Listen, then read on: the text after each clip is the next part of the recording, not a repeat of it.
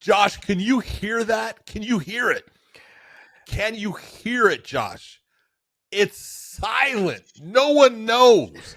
The one thing that's going on right now is everyone thinks they have the answer to the main event at UFC 303. Michael Chandler taking on Conor McGregor. But does anyone really know besides Conor McGregor? John, it's eerily quiet around here. It's silent, man. I mean, I've been putting out some feelers and everyone's like, no, I mean, I'm hearing the fight's still on, but they're like, that's all I'm being told. So there's no more than like, oh yeah, he's fine, or his leg's doing okay, or his back or his knee, or like, there's no information on, yeah, he's able to kick the bag, we're ready to go, like he's good, or there's none of that. It's like, no, fight's still on. It's so quiet that Crazy. People are just, they're not sure what to think. And it's very rare that happens. Usually we can squeeze something out of somebody's going, yeah, I heard it's not happening. Yeah, I heard it is. I heard it. Oh, it's a go. Don't worry about it. He said he's going to fight. That we can normally get something out of someone and be like, oh no, I believe it's going to happen. Like, I've got friends that work for the UFC they've been there forever, and they are very, but right now they're very tight-lipped. So when they're tight-lipped, crazy, it's making me feel like they're either still waiting for some results, or they already know. Waiting for an answer. They're waiting for results on a test, like testing whether it's, leg injury, whatever it is, or they're waiting for an answer whether he can fight or not, or they're waiting for a replacement to be signed. That's the third version. The third version is always like, we don't have a replacement yet that is willing to commit. And so until we get that replacement, no one say shit, or we will all lose our jobs. Someone's going to lose their job. So there's that. The last thing is, if he is out, Conor McGregor, if he's out, Michael Chandler still has to fight. Oh, yeah. Because why, John? Go ahead and explain it. Well, you've got this thing on the, if you look at the tickets, you look at the posters, any of it, card subject to change. Mm-hmm. But the one thing that you cannot have is the main event with both people being out of it. Yep. You have both people out of it. Now that card has changed completely to the point where people can now say, I want a refund on my tickets. I want to turn my tickets back in. It doesn't have either of the fighters that I came here to watch. So they need Michael Chandler to step in there. They have it over a $20 million gate. That's unbelievable. It's so impressive to say, that fight, brought in that kind of attention and that kind of desire from people to be there. It's fantastic. It is, International Fight Week, and it's all cool the way the UFC sets everything up and everything. But they absolutely need Michael Chandler. And the one thing you got to look at is, who is it that would, Michael has sat out forever to get this fight with Conor.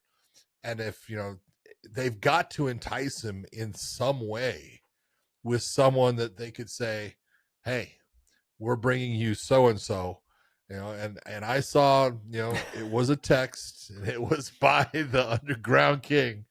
Eddie Alvarez said, here I come to save the day, right? Which I loved. I thought it was the greatest thing ever. And I go, holy shit. If the UFC ends up having to put somebody in for Conor in that position, they couldn't pick a better fight, a better matchup, a better person to go against Michael Chandler than Eddie Alvarez, because those two have had, this would be a trilogy fight. Yep. The first fight took place back in 2011. I can't remember the damn month, but it was the day before the Dan Henderson versus Shogun Rua at UFC 139. The day before or the day of? It was the same night. Was it? Yeah. I believe it was the same night. It was actually on a Friday night. I think it was the same night because Trevor Prangley fought Hector Lombard that night. It might have been, but just, that fight between Chandler and Alvarez was incredible. And then 2 years later, in Long Beach, California. I refereed their second, the rematch, and it was incredible.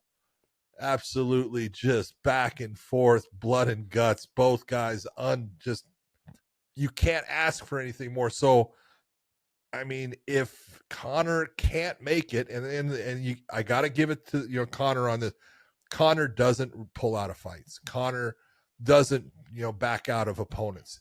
He's got to have something. If this happens, he's hurt, and and I can understand that it's hurt to the point where he just can't do it. Okay, but you can't ask for a better replacement fight than if they do get Eddie Alvarez. I'm telling you, there's no one on their roster right now that I would rather see in that matchup with Michael Chandler at the end of June than Eddie Alvarez.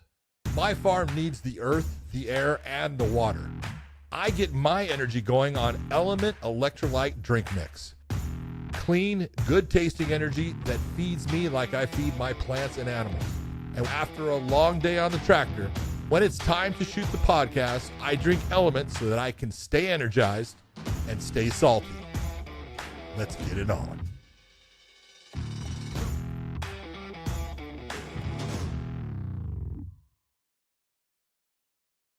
Come on. Not Max Holloway? Nope. I wouldn't. I'd rather see Eddie Alvarez against Michael Chandler in a trilogy fight. Because Josh, be honest. Those were two of the best damn fights. You had an incredible trilogy match with Gilbert Melendez. Okay. And there's been all kinds of trilogy fights, and there's been some that have been, good ones, and then some that are, one fight was really good, and then, the two other ones were. The two fights, you had one of the best trilogies there ever was with Gilbert, because they were all exciting. They were all, and the second one was freaking phenomenal. Crazy. But the second fight with Alvarez against Chandler, which evened it out to one win apiece, was absolutely just balls deep in one of the best damn fights you could watch. It was that entertaining, had that much action, that much back and forth, changing of positions. I mean, Chandler was almost choked out, gets his way through things because of the blood. He was able to slip out. It's like unbelievable. So I would rather, when I have two guys that I've seen go at it twice and put on unbelievable performances there both times, I'm looking saying the third one's gotta be there too. And so they just match up well. Yeah. And it should be an incredible fight. I'm all for the signing of Eddie Alvarez. He's still got a little bit left in the tank. I'm not saying he's going to be the champion, but look, Michael Chandler's no spring chicken anymore either. And so the two of them. It's also going to be at 170. Yeah, exactly. Because, Eddie fought at 180 something against Mike Perry in bare knuckle. So that fight happening, I think the two of them now fighting at 170, he'd be able to make the weight. Eddie's not a tall, big guy. He's thick. No. Got a barrel, barrel-chested back. Most people have barrel-chested. Huge back. Are barrel-chested. He's got a barrel-chested back. Him and all those kids from Philly, man. I don't know what they do. Sean Brady. I mean, like these guys, they got wings. They're